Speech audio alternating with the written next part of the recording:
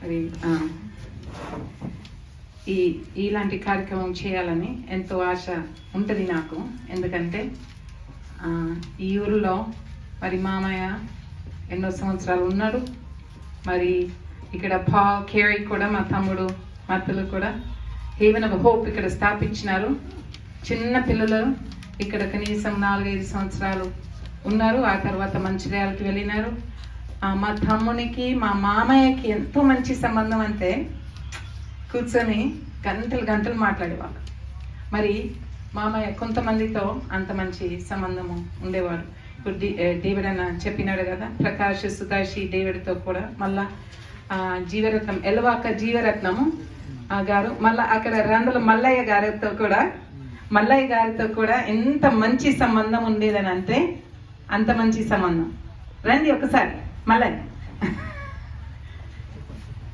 ఆయన ఎక్కువ మాట్లాడుకుంటాం.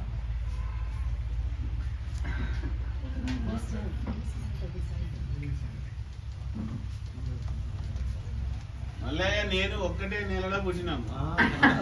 ముందు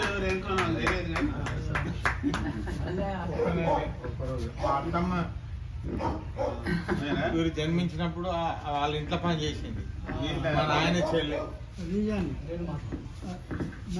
మరి మల్లయ్య మీరు ఒకవేళ మనం చెప్పగలిగితే చెప్పండి.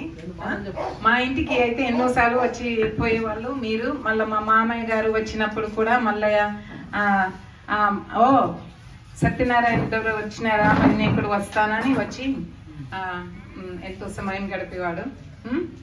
మరి యేసయ్య గురించి కూడా ఎన్నోసార్లు చెప్పినాడు మీకు. నాకు ఎన్నో చెప్పిండు. ఎన్ని చెప్పినా ఆయన చెప్పిన దాన్ని బట్టి నా 2 పిల్లలను ఎంతో అభివృద్ధికి తెచ్చిన. నేను సామాన్యునిగా బతికిన యాదవ కుటుంబంలో పుట్టిన గొల్ల మల్లయ్యను వీళ్ళ కోపు మీద పనిచేసిన. ఇక్కడ ఈ గుట్ట అంతా వీళ్ళ కోపే. రంజారెడ్డి గారు ఉన్నప్పుడు ముట్ల మీద నంబర్ వేయాలి. ఆ చదువచ్చినోడు నంబర్ వేసినప్పుడు ఎన్ని అయితే అన్ని నంబర్ అట్లా బతుకుతే మా కొడుకు ఇలా అమెరికాలో ఉంటాడు, 4 హైదరాబాద్ లో ఉంటాడు, ఎంఆర్ఓ. అందరూ మంచిగానే బతుకుతాను. దేవుడు అట్లా దీవించిండు, అట్లా బతుకుతాను.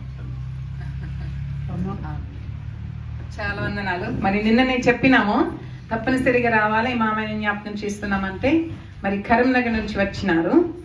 మరి ఈమెది కూడా తల్లిగారు ఊరే ఎక్కడ చెప్పు? సో మీకు జీవరత్నం పంతులు పాస్టర్ గారు బాగా తెలుసు. అది మాత్రం కాకుండా రామరెడ్డి గారు, మరి రామరెడ్డి గారు సునంద వాళ్ళది